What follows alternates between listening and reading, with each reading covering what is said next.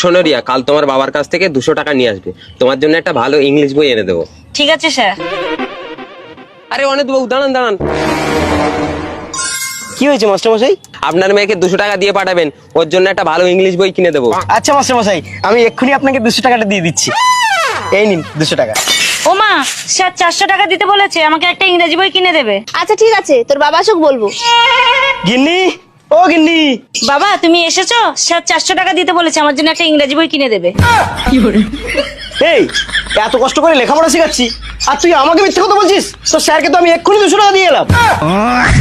তাই মেয়ে, বাবা আস্তে আস্তে চলে আসছিস, যা ভেতরে যা। এই দেখো, মেয়ের মাস্টার মশাই ভালো একটা ইংরেজি বই কিনে দেবে, তাই 1000 টাকা চেয়েছি। এই, তোরা মা বেটিতে ব্যবসা শুরু করেছিস? আমি তো এক্ষুনি মেয়ের মাস্টারমশাইকে 200 টাকা দিয়ে এলাম বই কেনার জন্য।